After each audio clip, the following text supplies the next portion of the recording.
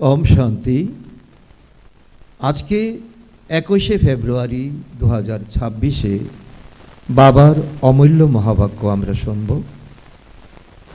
আজকের এই মহাবাক্যে বাবা বলেছেন, মিষ্টি বাচ্চারা, তোমরা বাবার কাছে এসেছ তোমাদের ঘুমন্ত ভাগ্যকে জাগাতে। ভাগ্য জাগ্রত হওয়ার অর্থ বিশ্বের মালিক হওয়া। তো বাবা এই সময় আমাদের ঘুমন্ত ভাগ্যকে জাগাতে এসেছেন। তো ভাগ্যকে ঘুমন্ত কে করেছে? বাবা আমাদেরকে অনেক সুন্দর স্মৃতি দিয়েছেন। বাবা আমাদের বুঝিয়েছেন যে তোমাদের ভাগ্য ঘুমন্ত হয়েছে মায়া রাবণের দ্বারা। তোমরা ভক্তি, জপ, তপ, দান, পুণ্য, মন্ত্র, তীর্থযাত্রা অনেক কিছু করেছ, কিন্তু তোমাদের ভাগ্য সুপ্রসন্ন হয়নি। এখন তোমরা রাজযোগের আধারে, অর্থাৎ নিজেকে আত্মা জেনে পিতা পরমাত্মাকে স্মরণ করা, এটাই হলো তোমাদের ঘুমন্ত ভাগ্যকে জাগ্রত করা। অর্থাৎ তাতেই তোমরা বিশ্বের মালিক হয়ে যাবে। আজকের মুরলী থেকে প্রশ্ন, বাচ্চারা, কোন আহার তোমাদের বাবার সমান বুদ্ধিমান করে দেয়? উত্তর, বাচ্চারা, এই পড়াশোনা হলো তোমাদের বুদ্ধির পুষ্টিকর আহার। যে রোজ পড়াশোনা করে, অর্থাৎ এই আহার গ্রহণ করে, তার বুদ্ধি পরশ পাথর তুল্য হয়ে যায়। পারশনাথ বাবা, যিনি বুদ্ধিমানের বুদ্ধি, তিনি তোমাদের নিজের সমান বুদ্ধিমান বানান। তো এই আত্মার এখন ভোজন হলো এই জ্ঞান মুরলী।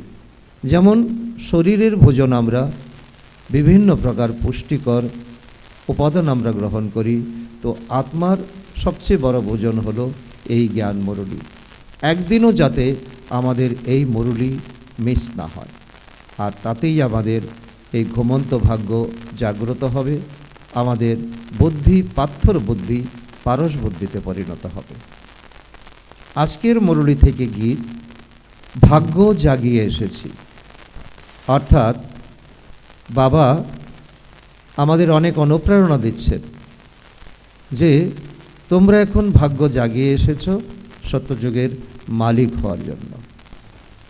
ওম শান্তি। এই গানের লাইন শুনেও মিষ্টি মিষ্টি বাচ্চাদের রোমাঞ্চিত হয়ে যাওয়া উচিত, কারণ এই ঈশ্বরীয় এক একটা গান আমাদের এই প্রতিদিনের জীবনের অনেক বড় খোরাক। এ তো সাধারণ গান, কিন্তু এর সার আর কেউ জানে না। বাবা এসেই এই গীত, শাস্ত্র ইত্যাদির অর্থ বোঝান। দুনিয়াতে এই গীত এবং শাস্ত্র পাঠকারী কোনো কম নয়, কিন্তু এর অর্থ বা তার সার বোঝানোর লোক দুনিয়াতে অনেক কম, বা নেই বললেই চলে। মিষ্টি মিষ্টি বাচ্চারা এও জানে যে কলিযুগে সকলের ভাগ্যই ঘুমিয়ে আছে। শতযুগে সকলের ভাগ্যই জাগ্রত। এই ঘুমন্ত ভাগ্যকে জাগ্রত করেন আর শ্রীমত প্রদান করেন একমাত্র ভাগ্য জাগ্রতকারী, একমাত্র বাবা। তিনি আমাদের পিতা, শিক্ষক, তিনি আমাদের সদ্গুরু। তিনি বসেই বাচ্চাদের ভাগ্যকে জাগ্রত করেন। এই সময় জ্ঞান মুরলী তিনি আমাদের এখন বুদ্ধির ভোজন প্রদান করেন। বাচ্চা যেমন জন্ম হলেই তার ভাগ্য জাগ্রত হয়। বাচ্চার জন্ম হলো আর সে জানতে পারে যে আমি উত্তরাধিকারী। এ হলো হুবহু অসীম জগতের কথা।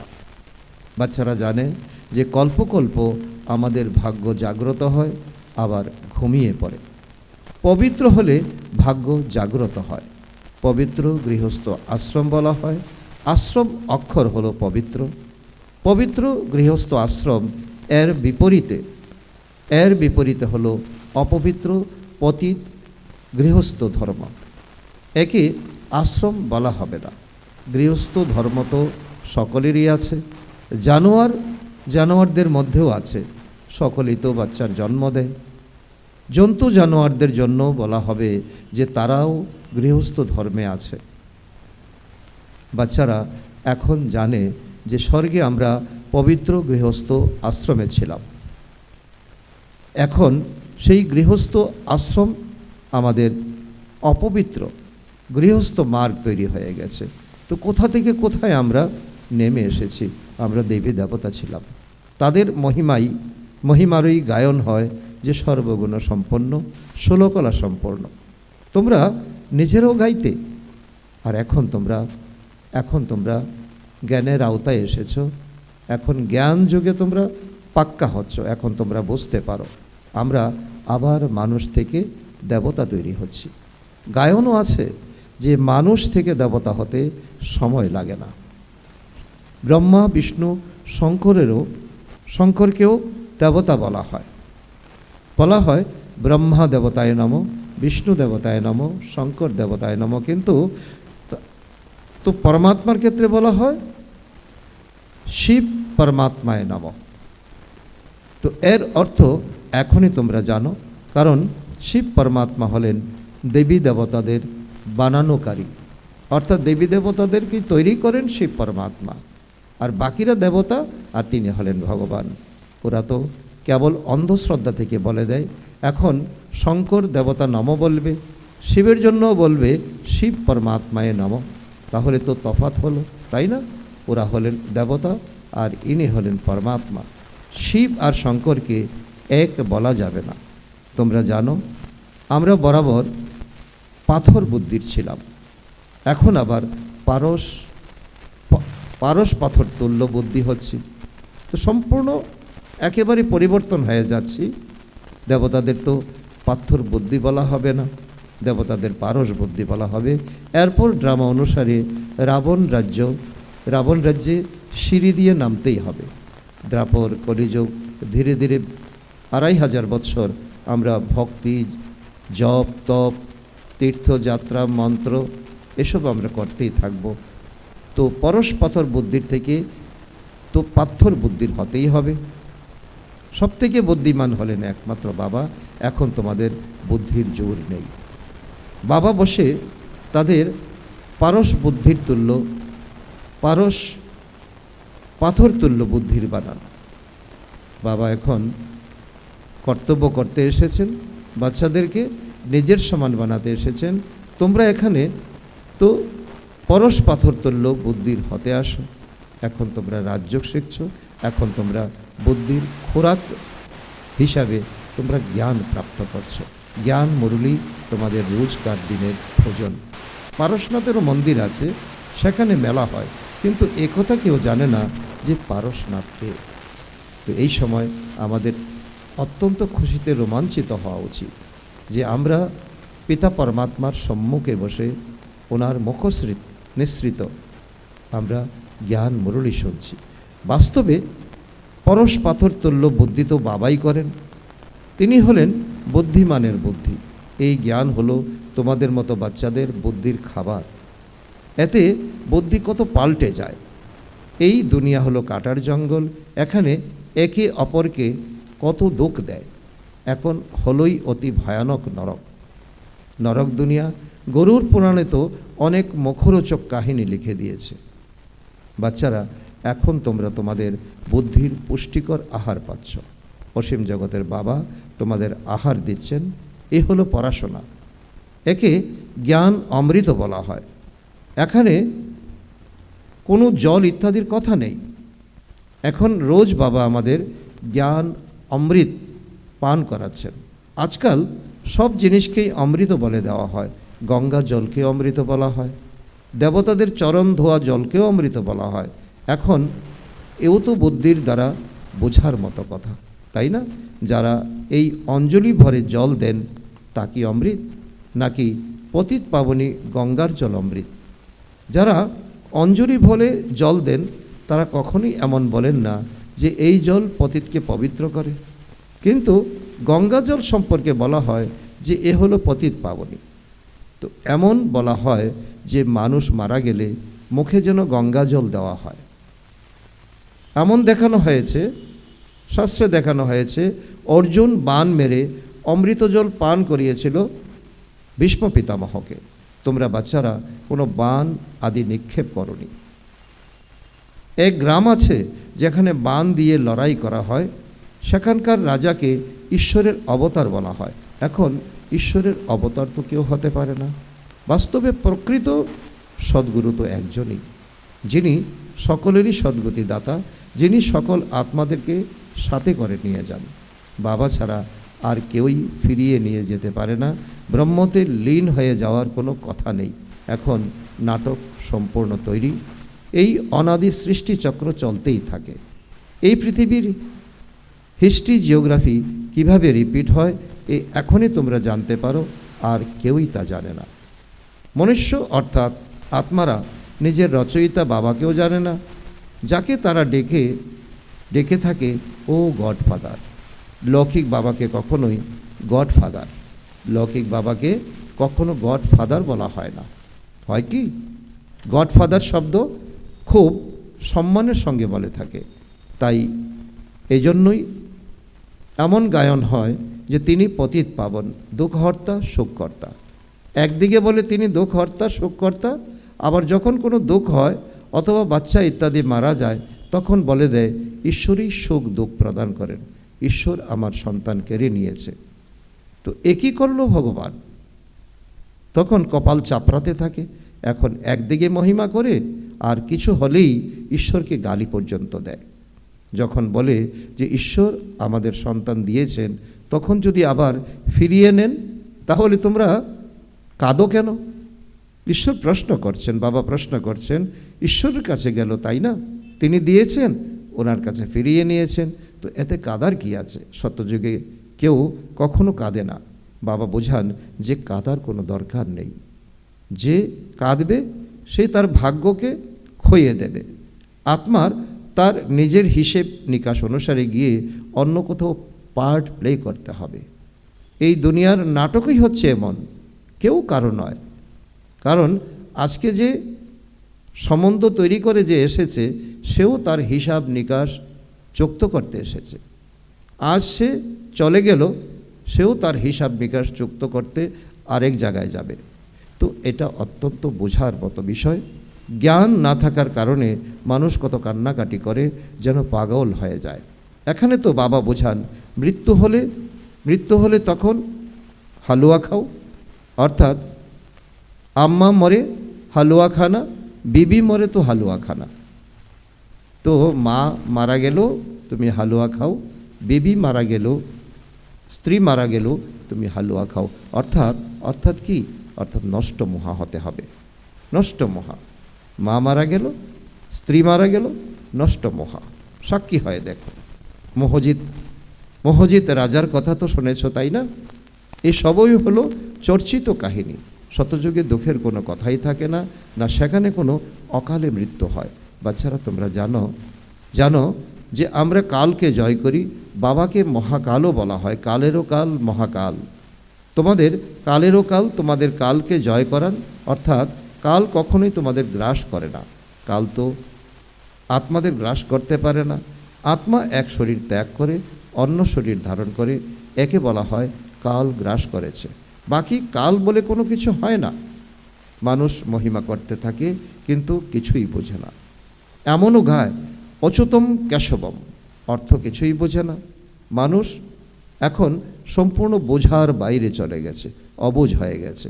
বাবা বোঝান যে এই 5 বিকার তোমাদের বুদ্ধিকে কত খারাপ করে দেয়। কত মানুষ বদ্রীনাথ ইত্যাদি স্থানে যায়, আজ 2 লাখ গেল, কালকে 4 লাখ গেল। বড় বড় অফিসাররাও তীর্থ করতে যায়, তোমরাও তো যাও না? তখন ওরা বলবে এই বিকেরা তো নাস্তিক, কেননা এরা ভক্তি করে না। তোমরা আবার বলো যারা ভগবানকে জানে না তারাই নাস্তিক। তো এখন বাবা বলছে এটা তোমাদের এখন অনুভব, তোমরা অনুভব পিতা পরমাত্মাকে পেয়ে তোমরা সব কিছু পেয়ে গেছো, বাবাকে তো কেউই জানে না। তাই এই দুনিয়াকে অনাথের দুনিয়া বলা হয়। সবাই নিজেদের মধ্যে কত লড়াই ঝগড়া করতে থাকে, সামান্য কিছু নিয়ে অনেক লড়াই ঝগড়া, অনেক বাদ বিবাদ চলতে থাকে। এই সম্পূর্ণ দুনিয়া তো বাবার ঘর, তাই না? বাবা এই সম্পূর্ণ দুনিয়ার বাচ্চাদের পতিত থেকে পবিত্র করতে আসেন। বরাবর অর্ধেক কল্প তো পবিত্র দুনিয়ায় ছিল, তাই না? এমন গায়নও আছে যে রাম রাজা রাম প্রজা রামই সাহুকার। সেখানে তাহলে অধর্মের কথা কিভাবে হতে পারে? এমনও বলা হয় যে ওখানে বাঘে গরুতে একত্রে জল পান করে, তাহলে এই রাবণ ইত্যাদি ওখানে কিভাবে আসবে? কিছুই বুঝতে পারে না।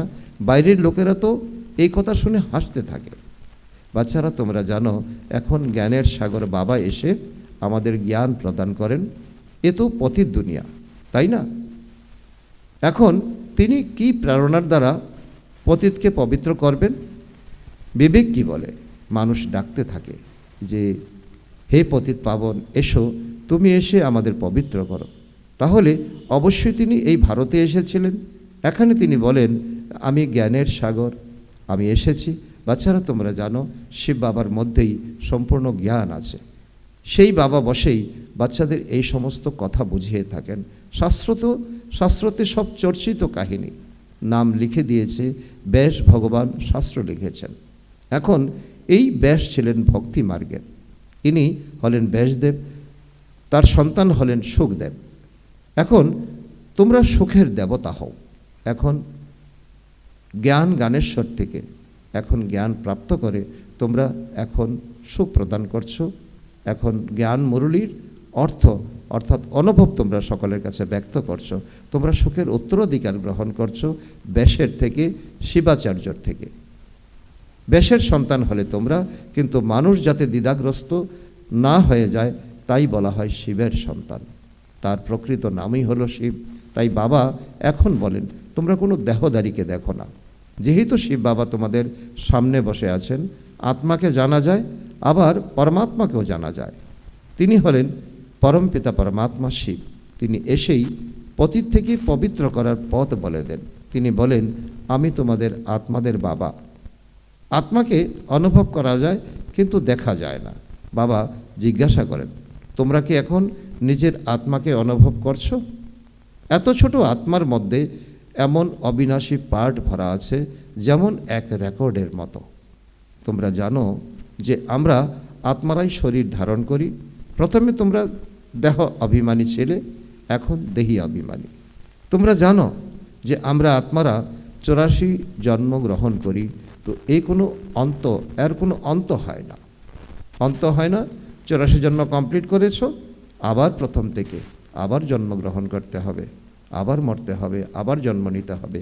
কেউ জিজ্ঞাসা করে যে এই ড্রামা কবে থেকে শুরু হয়েছিল? কিন্তু এ তো অনাদি, এর কখনোই কোনো বিনাশ হয় না। একে বলা হয় বানানো অবিনাশী ওয়ার্ল্ড ড্রামা।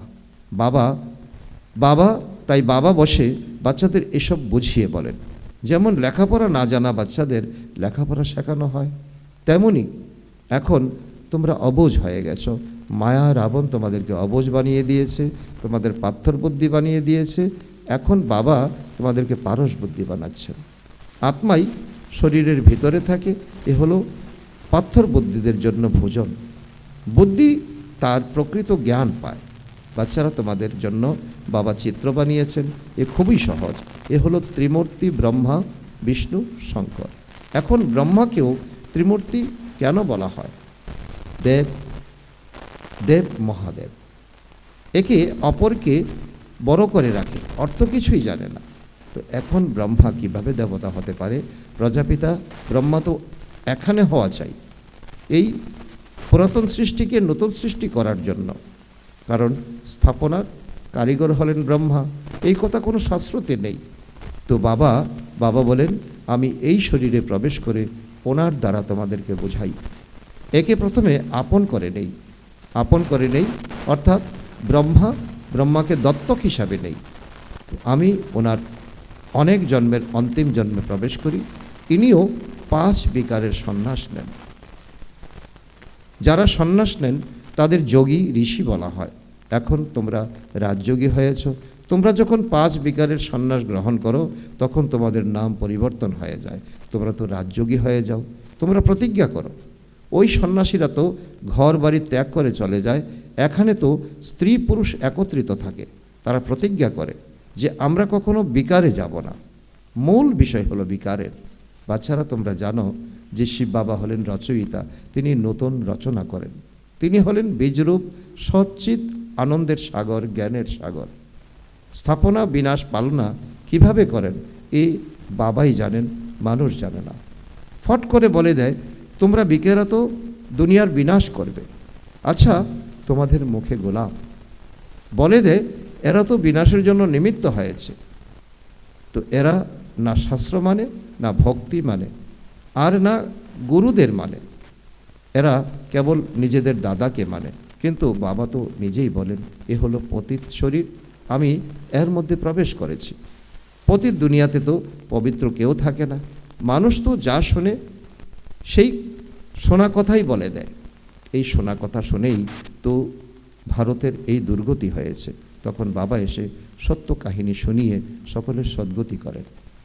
এই সময় সঙ্গম যুগ, এই সঙ্গম জীবন যদি আমরা অনুভব না করতে পারি, তাহলে আমাদের এই জীবন আমাদের ব্যর্থ হয়ে যাবে।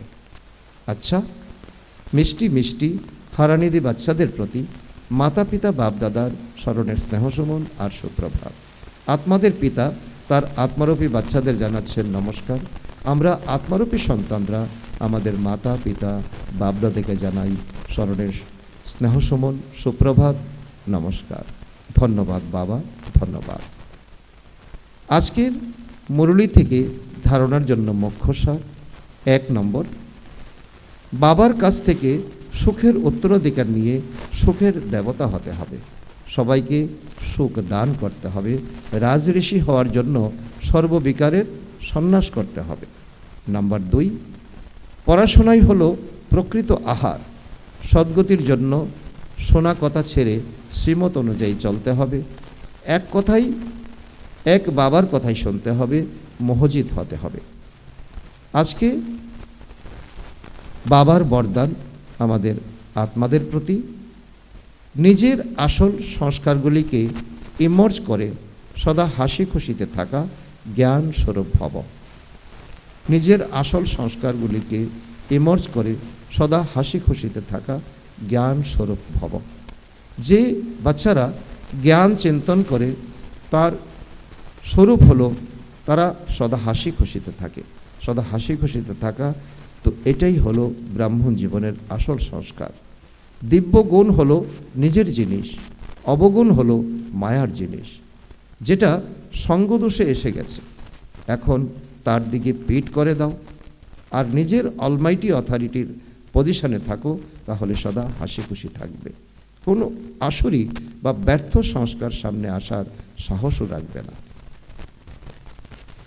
আজকের স্লোগান, সম্পূর্ণতার লক্ষ্য সামনে রাখো, তাহলে সংকল্পেও কোনো আকর্ষণ আকৃষ্ট করতে পারবে না। সম্পূর্ণতার লক্ষ্য সামনে রাখো, তাহলে সংকল্পেও কোনো আকর্ষণ আকৃষ্ট করতে পারবে না। আজকের অব্যক্ত ইশারা, একতা আর বিশ্বাসের বিশেষত্বের দ্বারা সফলতা সম্পন্ন হও। এর অন্তর্গত বাবা বলেছেন, একতার জন্য এক আত্মিক তাবিজ সদা নিজের পাশে রাখো। যে রিগার্ড দেওয়াই হলো রিগার্ড দেওয়া। এই রিগার্ডের রেকর্ড সফলতার অবিনাশী রেকর্ড হয়ে যাবে। মুখের উপর একটাই সফলতার মন্ত্র হলো, প্রথমে আপনি। এই মহামন্ত্র মন থেকে পাক্ষা থাকবে। যথার্থ রূপের দ্বারা প্রথমে আমিত্বকে সমাপ্ত করে অন্যদেরকে এগিয়ে দেওয়া তথা নিজের উন্নতি মনে করে এই মহামন্ত্রকে সামনে রেখে সফলতা প্রাপ্ত করতে থাকো। এই মন্ত্র আর তাবিজ সদা সাথে থাকলে প্রত্যক্ষতার নাগারা বেজে যাবে। আচ্ছা, ওম শান্তি, ওম শান্তি।